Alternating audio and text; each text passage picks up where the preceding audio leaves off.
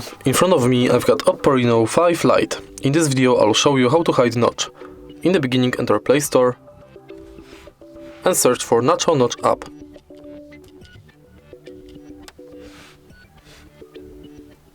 Install this app. Open it. Now agree to terms. Open again.